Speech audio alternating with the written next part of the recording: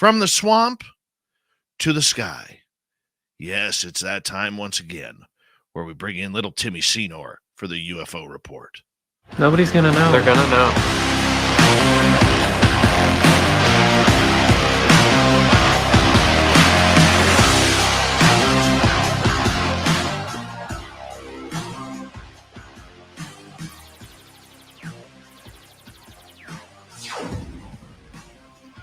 Yeah, the resident Timbit is back.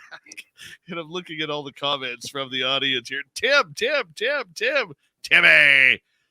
the Timbit. All right. That name is sticking, obviously. Resident Timbit right there, buddy. Resident Timbit right there. You're starting to get Merle-like treatment, man. I'm getting merled. Yeah. Totally getting merled. It's amazing. Amazing. How you doing, bud? I'm great. Thanks for asking. Yeah, it's been a really busy week already. I don't even know what day it is, to be honest. What is it? Wednesday, Thursday, Tuesday? Who knows? It's Wednesday, Thursday, Beautiful Friday, hump day, whatever it may be. Mm-hmm. Whatever day it is, it doesn't really matter. Yeah, you know, it really doesn't matter. Congratulations on Vernal, by the way, buddy. Vernal, Utah. I know. Well, we got to thank summer there, sweating. We do have to give a major shout out to one of our team members, Terry Hall, who worked his butt off.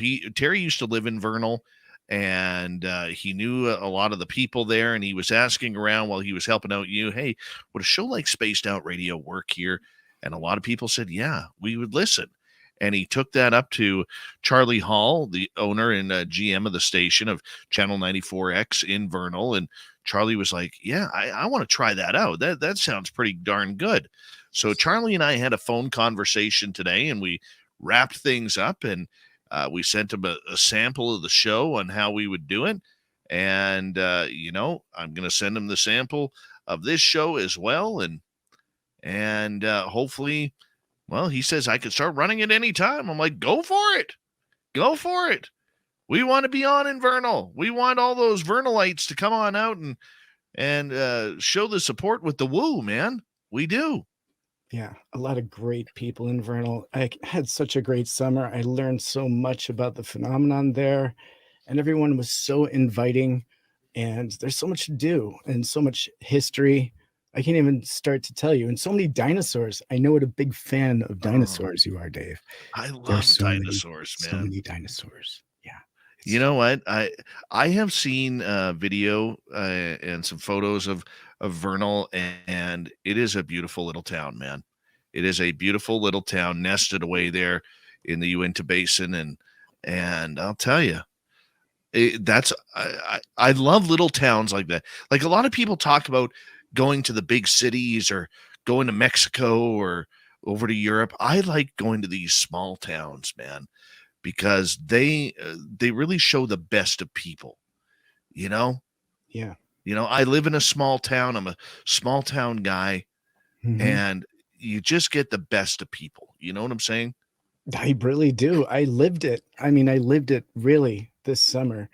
From getting help with my rig to helping getting dug out of situations when I was literally stuck out in the desert. Our 4x4 needed help. And sure enough, there were geniuses there to lend the insight on how to get out of the sand, literally, when you're buried in it up beyond your rims.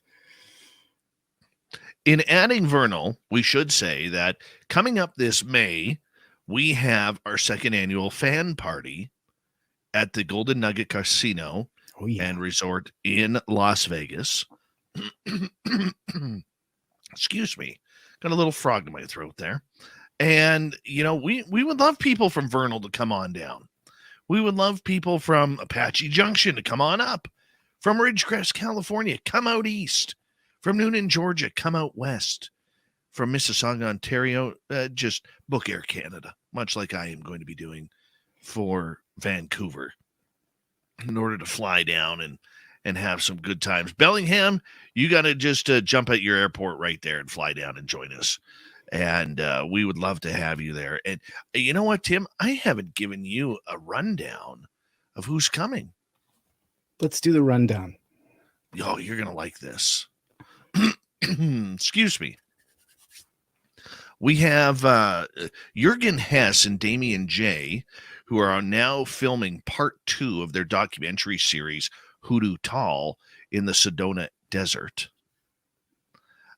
We have Bigfoot hunters, Carter Bouchard, Nate Rudd, and Corey Rudd coming. We have cryptid investigators and writers, Varla Ventura, Bigfoot Rob, Brian Bowden, and the crypto guru, Ronald Murphy. UFO researchers, Tom Whitmore, Science Bob McGuire, Lala Bright Intuitive, Katie Page, Joe Mergia, Little Timmy Seanor is on this list, Michael Schratt, James Goodall, the legend, Melinda Leslie, Lorian Fenton, Misha Johnson, Grant Cameron has said he's going to be coming.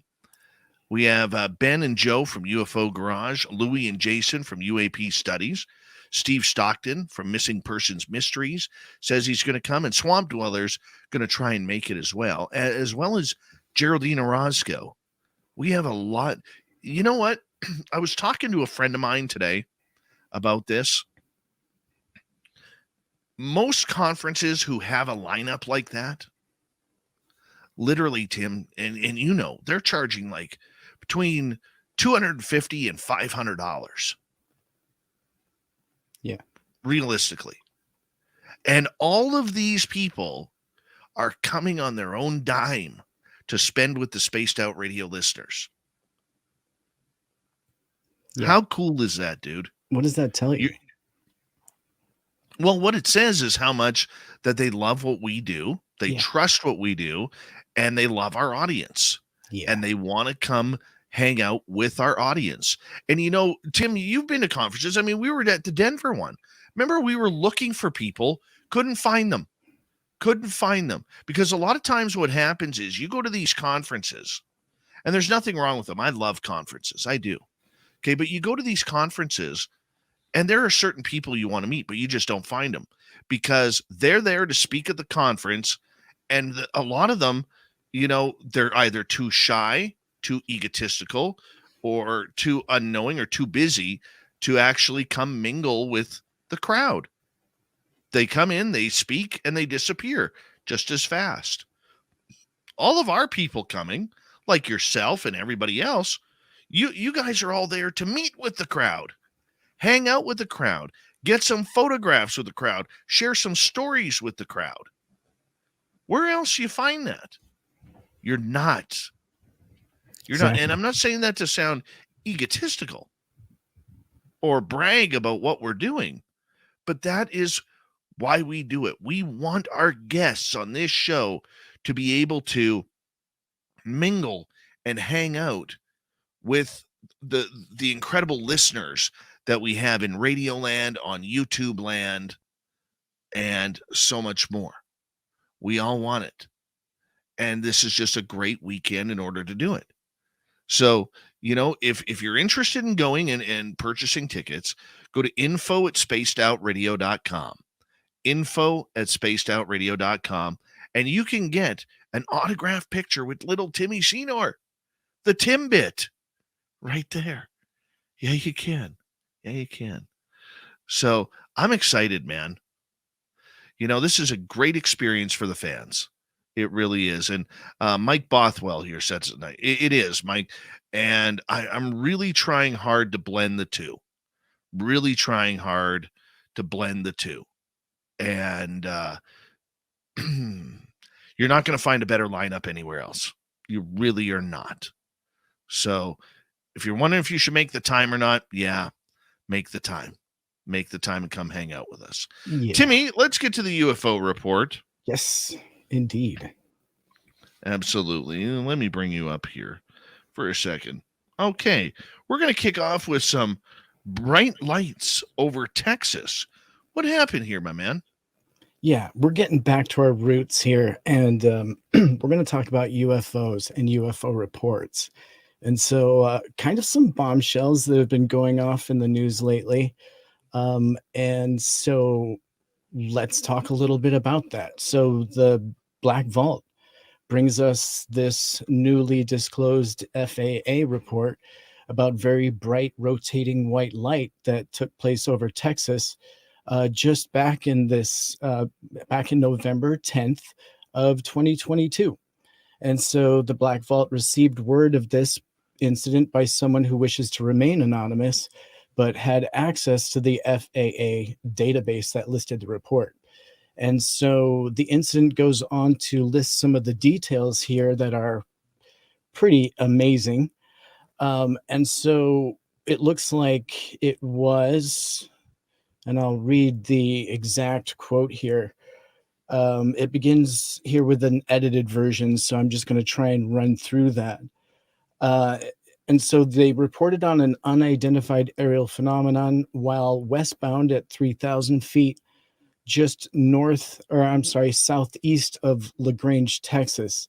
And so the unknown phenomenon was described as a bright rotating set of lights about the size of a C-172, traveling at a high rate of speed southwestbound at approximately 4,000 feet. And so there was a Freedom of Information Act request for the information. And so far there was a visual of the radar data, and that was able to be laid over the ATC recordings.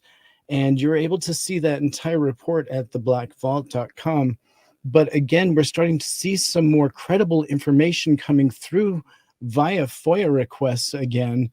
And it looks like we're starting to source a lot through the FAA, which is really an interesting approach. And so, Dave, let's talk a little about this first sighting. You know what? Once again, it's a pilot. We need to trust our pilots. We totally do. I like the fact that, they were able to describe what it looked like, what it was about, and what they feel was a little bit, anomalous. I think that's great. I think it's absolutely fantastic. I'm glad they took the time to report it. I'm glad that there was an investigation done. John Greenwald from the Black Vault, I believe he is a name you can trust for good information. And the fact that John has collected this and brought this out, hey, I understand why these pilots want to be anonymous, some of them. They're afraid to lose their wings. They're not trusting the system just yet. This is way too new. So right. I think this was a good report overall. Yeah. How do you feel about FAA reports and police reports and military reports opposed to public reports? Because we've seen over the past few months here quite a few public reports that are rapidly debunked potentially. And for example, the one over Vegas recently, we know are just pillars of light, a natural phenomenon. And then recently, another one in Wisconsin that was partially considered, at least, spotlights in the sky. But again, coming from the public, they're often debunked. But then we get things like this from the FAA. It's kind of hard to shoot holes through a credible report coming from, a source like this. Do you think that this is where we're going to be getting most of our news from now on? Or is the public still going to hold some water with the reports that we get from them? Well, Tim, this goes back to a conversation we've been having for a long time right now. And that is public reports don't matter. As sad as it is to say, public reports do not matter. Should people still report in what they are seeing? Yes, that's what groups like MUFON are for, or NewFork. I would stay away from the billionaire communications like Enigma. I would stay away from that. Okay, until Enigma proves themselves. And I'm sorry, Enigma, if you want to talk to me about it, I'm okay with that. We can have a conversation. Okay. But I would trust the groups that have been there before. Okay, you know what their logic is. You know what they're about. And use them. I would. Okay, we still need those reports, Tim. We still need the public videos. As much as I'm not a fan of dots, or I feel for people who are reporting this and getting these statistics, The FAA is not going to be concerned with Tim Seanor's video over the harbor looking into Seattle. The FAA wants its winged pilots coming up with it. Okay. They want their military pilots coming up with it, because let's face it, you got to be pretty bright to be a pilot. You have to be a pretty smart person. You have to have a watchful eye. You have to be able to know a weather balloon from a Chinese lantern and an airplane, whether it's a Cessna, a helicopter, or an F-16. You need to be able to do that. And they are trained to do that. And that's not taking away from the pilots. But I think, once again, in this controlled confirmation movement that we have going on right now, I think these reports are safe. They're safe. And that's all we're going to get. The sad part is ufology is accepting them. And on that note, we're going to go to break here, Tim. Tim Seanor, the UFO report continues right after this. Tim, I want your reaction to that when we get back. I do. And then we're going to get into the Brazilian Air Force. And if aliens contact humanity, what do we do? More of the UFO report with Tim Seanor on Spaced Out Radio right after this.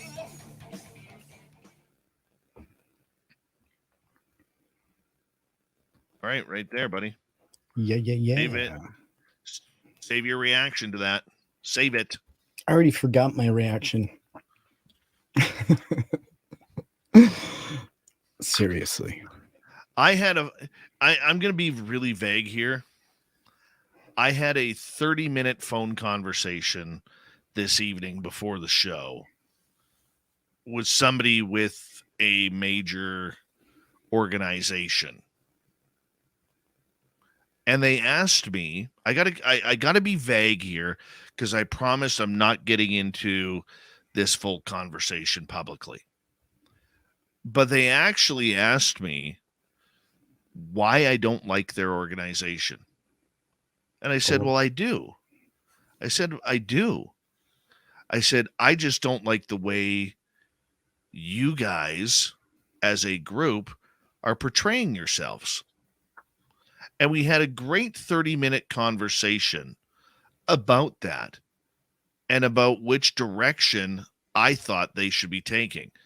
Now, whether or not they're going to utilize anything that I said, I mean, you know what? We may have one of the bigger shows out there, but we're not one of the power brokers out there. I don't have the pull of a Richard Dolan or a Grant Cameron or a Jimmy Church or a George Norrie or a George Knapp or anybody like that. I don't have that yet. Okay. No, it was not the To the Stars Academy, but we did talk about the TTSA, and we had a very, very cordial discussion. Very cordial discussion. And you know what? I'm proud to say that I believe this person when he told me that he thought my ideas, I'm going to call them my ideas, even though we've discussed this many a times with yourself, Tim, and many others on this show. Okay. But the fact that he saw the light in what we have been talking about on this show, about watchdog groups, about setting things up better for the public, he was extremely open-armed about it. Right. And he should be receptive, Dave, because honestly, you talk to everybody, your fingers on the pulse. He may not know why you are holding those cards, but you are. And to be honest with you, you're absolutely the person that organizations should be looking to for advice. Heck, I took advice from you and continue to. I run things by you on the daily almost whenever something big comes my way. I don't think people understand how many stern conversations you and I have. We've never argued, but we have had some pretty heated debates about UFOs. Yeah. Yeah. Yeah. And everything surrounding it. The politics of it, the business of it. I mean, there was a point where I didn't think even I was going to go public with my company. And part of your conversation was that I absolutely had to, you know, and so, yeah, anyone that doesn't see a well-established journalist in their field as a good resource, like, wouldn't you want to have talked to Howard Cosell if you'd had the chance, if you were an enthusiast? Well, this is the same sort of thing. This person has access to somebody that has their finger on the current pulse, and you interview these people for hours, you know, so of course you're going to know. And then you talk to them behind the doors, and you're also companions with them behind closed doors. So you're absolutely the person to talk to. But anyways, no need to harp on that. But yeah, that's well, great. you know what? I just hope that this person can follow through with what we had on our conversation. That's because if this person can, and this group can, it will change a lot of the landscape of what we're seeing right now. I love it.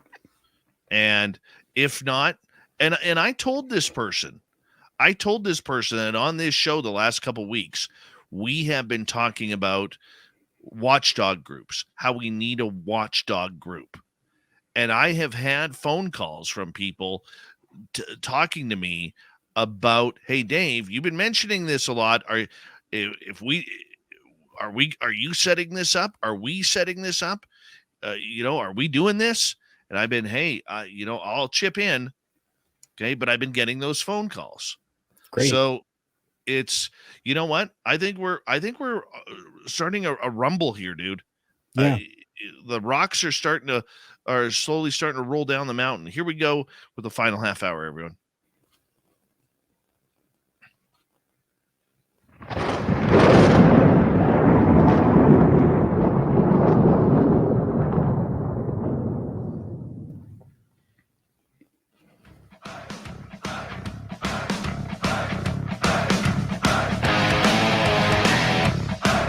We rounded third. We're headed for home on Spaced Out Radio. There's my baseball call right there. Thank you for joining us tonight. My name is Dave Scott. Very much appreciate earning your listening ears. Want to remind you that if you've missed most of this show or others, check out our free archives. Our archives are always free. YouTube.com/Spaced Out Radio. Do old Davey the favor, hit that subscribe button. Our website is spacedoutradio.com. We have a plethora of features for you. Rock out to Bumblefoot, read the news wire, check out our swag as well. Follow us on Twitter at Spaced Out Radio, Instagram at Spaced Out Radio Show, and on TikTok at Spaced Out Radio. Right before the break, little Timmy Seanor, our resident Timbit at the UFO Report, we were talking about the FAA and whether or not we're going to get back to people having sightings and where do those rank compared to pilots. Now, Tim, like I told you right before the break, I love the fact that pilots are starting to come forward. Commercial pilots, private pilots, military pilots. I love this. We need them. Yeah. But I also am steadfast against the idea that everyday people such as yourself, myself, people listening in this audience really have no say in what is going on with this current narrative and what we saw. How do you feel about that? I personally have come to terms with it with my sighting. I put it out there to the public and they can do whatever they want with it. I think for a lot of people that have their sighting, if they want to go public with it, that's kind of what they do. There isn't typically a lot of expectation from the public with their sighting. Now, something massive that may go viral on Twitter, that may need to get explained. And that's what we have experts for. And that's what we have MUFON for and things like that. So there are plenty of legitimate accounts, and this actually ties into a question that I wanted to ask you offline, believe it or not, which was specifically, do you feel like there's any legitimate public evidence of video on the net or on television shows anywhere that is even one clip of a legitimate real UFO. Is there one clip out there? I think there's hundreds of clips out there. Right. But my point being that it is still tough, even with the military's release of their UAP videos that they had. It's still really hard to point to one and stand behind it 100%. I mean, that's kind of where I'm going with that. True. And so I find that we're still clambering for that one piece of good evidence, you know, whether it comes from the FAA with multiple sources of data, or whether it's coming from the public from multiple public sources, something massive in the sky with lots of people, you know, a mass sighting. Yeah. No matter what happens though, Tim, any video is going to get ripped to shreds. There you go. Neil deGrasse Tyson is going to say it's the latest form of swamp gas. Okay. Seth Stoshak is going to say we've never encountered anything. That's a fake video. Okay. Right. You're going to get every skeptic out there from Mick West on forward who's going to sit there and absolutely trounce on it on every frame and claim CGI. Yeah. You can't trust video footage anymore. That's right.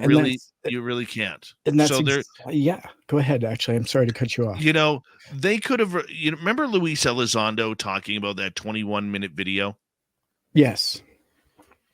Okay. Even if they would have released that 21-minute video, it would have been ripped apart faster than the Patterson-Gimlin Bigfoot film.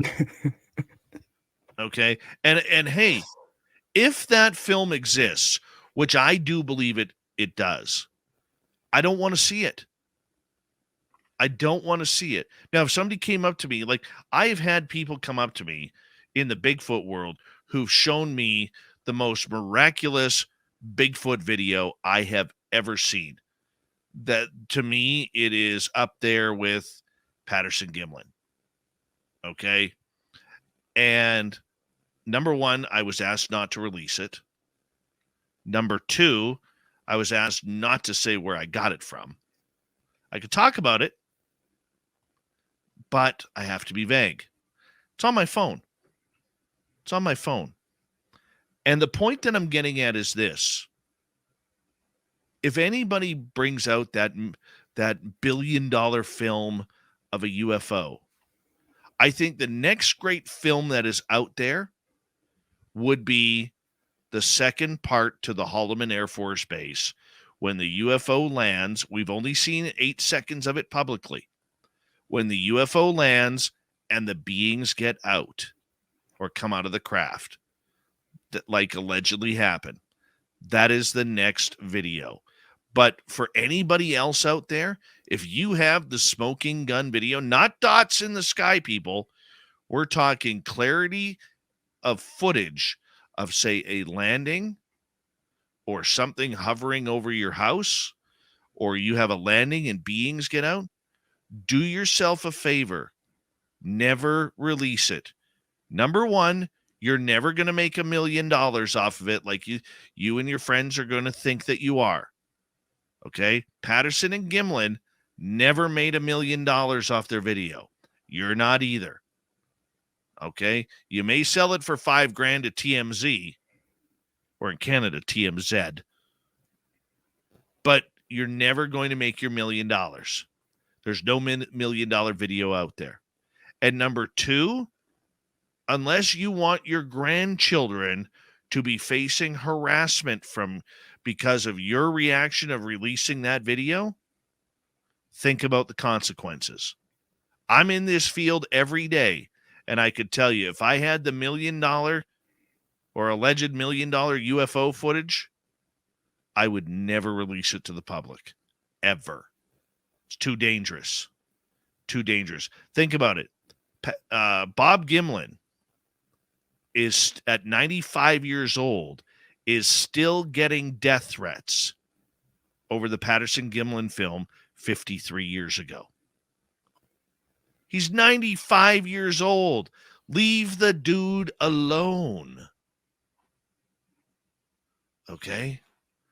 It's just what it is. I like what Jenny says here. Can't we just believe what we choose and stop waiting for the science elite to validate what we already know? Absolutely. You've had disclosure for yourself. I've had disclosure for myself.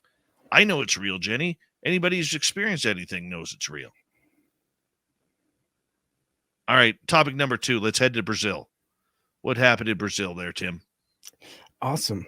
Yeah. So let's talk about Operation Saucer. So, very interestingly, between 1977, hang on one moment here, and 1978, the Brazilian Air Force conducted an investigation into the UFO phenomenon after citizens in the city of Claras were reporting multiple sightings, with many being at close range. And so they ended up calling it Operação Prato, or Operation Saucer. Since then, the government of Brazil was actually admitted to having the unidentified aerial object investigation system called Seanor, which was created in 1969 to investigate the phenomenon itself. And it's a safe way to say that they were well aware of the phenomenon before the operation ever took place. In 2004, the Brazilian Air Force released an official document pertaining to the operation, and the document details that many citizens of the military witnessed at the time. Not only this being the issue, that many researchers believe that there are still classified files from the operation. And although they're still unavailable to the public, they do believe that the Brazilian government claims that all of the documents have been, in fact, released. Oh, really? Indeed. And so, just looking into this a bit more, regardless of what might still be classified in the hands of the Brazilian government officials, the official declassified information of the investigations of these incidents between 77 and 78 are already quite startling, as you'll see right here, including hundreds of citizens in Claras surrounding areas like Mosqueiro and Anuadiano, among other towns all over, claiming that they not only seen and had encounters with objects, but also had been attacked by rays of light coming from them. And so there was a doctor living in that town who at the time was the director of the health unit there in Claras, and described a common mark left on people that they were considering 2 parallel holes, as if needles had been penetrated into the people's skin. And according to the doctor's reports, patients arrived at the healthcare center with common symptoms such as amnesia, dizziness, and fever, not to mention first-degree burns and marks all over their bodies. And so, in all, the doctor saw 120 patients over a period of just a couple of months relating to these incidents. And so it's interesting to see that some of the people actually had blood. Let's see. So they had blood drawn, and some of them ended up calling it a chupa chupa, meaning that some of the blood loss happened at the time of these interactions. And so they were giving it some of the people were giving it nicknames as if they'd been attacked by chupacabra or something along those lines. And so it sounds like the Brazilian Air Force has many files along these lines with well-documented reports. And it even seems like some of this may be accessible to the public, a few steps ahead of some of the other countries that have had such close encounters. But Dave, I'm sure you've heard of some of this. This is probably not new to you. What are your thoughts on this operation in particular and some of the files that are now coming out to the public? Well, I'm wondering why Brazil is releasing what they are. You know, I have heard rumors over the year. Let's turn the woo meter up a little bit. Can we do that? Yeah. Okay. Turning the woo meter up. I have heard stories over the years of doing this show that there is some nasty alien and UFO stuff going on down in Brazil, to the point where there is like landing bases for these craft. It's almost like what you would see in the original movie of Men in Black, where these aliens have to check in. Okay. And some of those species have not been very friendly, not been very, not been very friendly at all.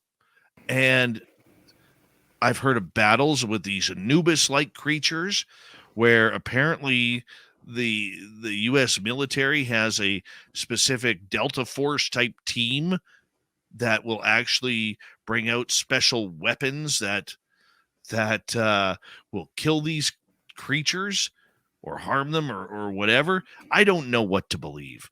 It sounds really good sci-fi. It really sounds like really good sci-fi, Tim. But everything seems to be centralized around Brazil. And I don't get it.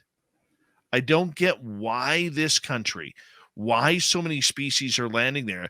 I mean, look at the Varginha report, right? There's another one. Yeah. And that was interesting because some of the residents were reporting potentially an ammonia-based entity of some sort that they came in contact with. And if it's an ammonia-based, I don't know how they know that, but let's just theorize for a moment that it's not carbon-based and it's ammonia-based. Well, that would just throw everything off, meaning they potentially come from a planet that has a different atmosphere, right? Which means that they could have a completely different physics on their planet, which means that, hey, they could definitely get here potentially with their physics. Who knows? We don't even have the concept yet. So it's very interesting, but I love the fact that they're releasing these reports.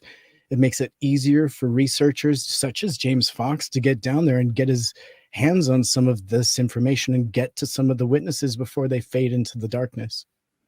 Very true. Very true. And that's what we need to do. And James Fox, I think, has a leading edge in there. I really do think that he has put a great documentary together. Yeah. Regarding it.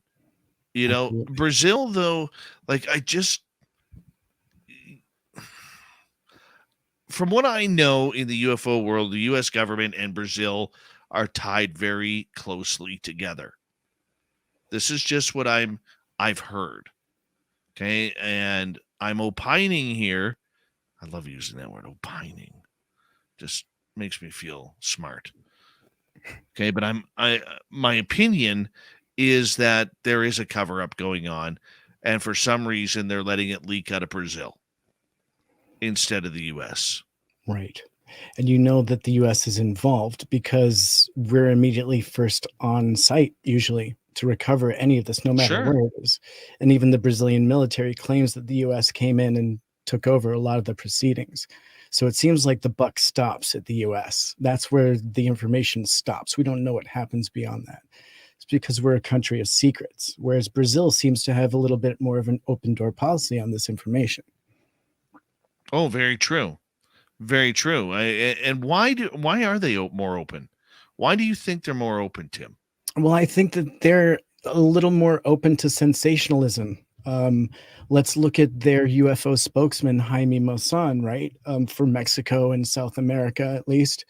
I would love to consider that a lot of that was sensationalism. I think he would even admit in the earlier days, he may have known a lot of what he was showing to the public was balloons, but he showed it anyways because it was considered a UFO, until they could prove it one way or another.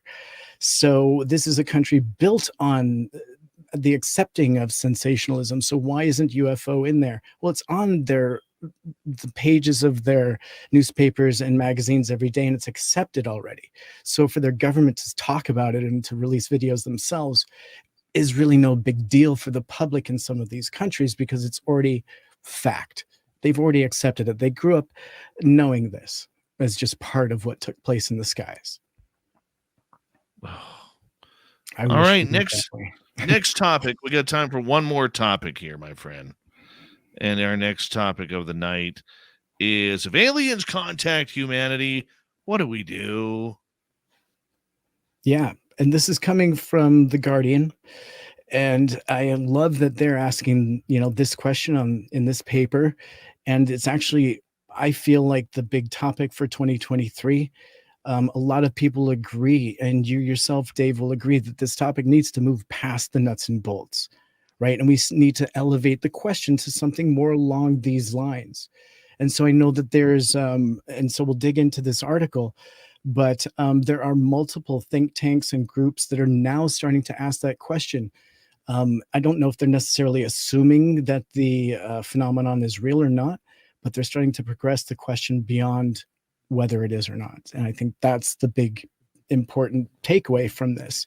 And so the moment has begun and been imagined 1,000 times. As astronomers comb the cosmos as their powerful telescopes, they spot something that makes them gasp. Amid the feeble rays from the distant galaxies lies a weak but persistent signal, a message from an advanced civilization.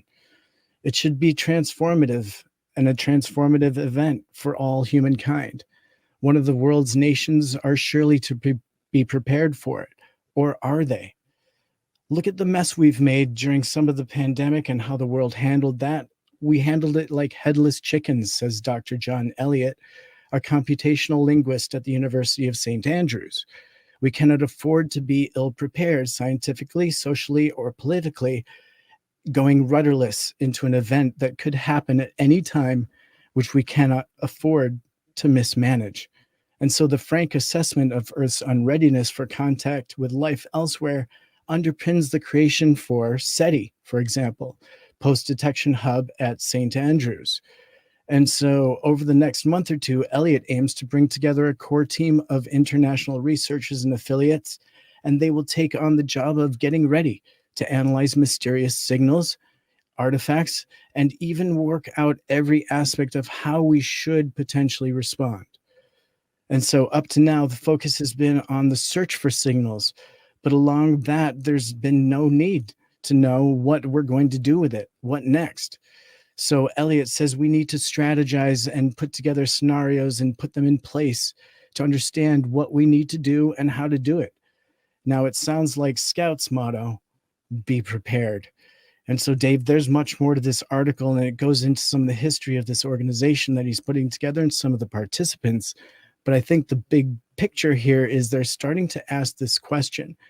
And I know I myself have elevated to this question now. You know, I've been through looking for it, and I continue to look for it. But I'm starting to wonder on this question too, like, if I was to be confronted with it face to face, how would I handle it? How would any organization handle it? And who should handle it as a representative for the humankind, potentially? Your thoughts? Well, you know what? We got about a minute to go here, and I will say this. The statement that you just read from that article is exactly what you and I were talking about for months. Months. That means people are listening. People are listening to what we're saying. That Luis Elizondo was right when he said the government officials were monitoring COVID on how people would treat each other for the sake of ET contact. Were we ready? Were we not? We failed miserably. When you're ripping milk out of a mother's hands so you can have it and her children can't, that's not a good sign of humanity. And we saw dozens upon dozens of videos like that on social media. All right. We have to be careful with it. I understand why the government is being careful with it. We're not ready. We are not ready for contact at all. But that doesn't mean that we should lie about disclosure. Two separate topics. One we're being played, one we're not ready for. Tim, I want to say a big thank you for coming on in tonight and prepping us with a great UFO report. Once again, we'll talk to you in a couple of nights' time. Big thank you to Swamp Dweller for kicking off hour number 3 with another spooky story from the swamp. And, of course, our guest tonight, Sheila Kitchens, about her paranormal experiences. They were fantastic. We got Mr. Ron Bumblefoot THAL rocking in the background with Little Brother is Watching. Bumblefoot is the official music of Spaced Out Radio, rocking us in and out of every single show. Get your horns up for the guitar god of self. Special thanks to everybody listening in at home, at work, in your car, wherever you may be. Thank you to everyone in our chat rooms tonight. YouTube, Twitch, LinkedIn, LGAB, Facebook, Spreaker, the Space Travelers Club, and on Twitter, #SpacedOutRadio. I know you're out there, so Remember, this show is copyright by Spaced Out Radio and SOR Media Ventures Limited. Thank you so much for choosing to share your evening with us. Because together, my friends, Make a mistake. We're watching. we own the night. Mr. Bumblefoot, we need a favor. We need you to take us home.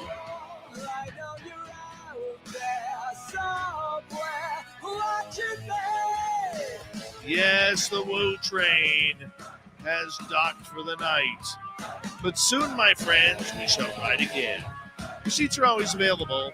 Your tickets never expire. And if you want to bring a friend, we've got room for them too. Good night.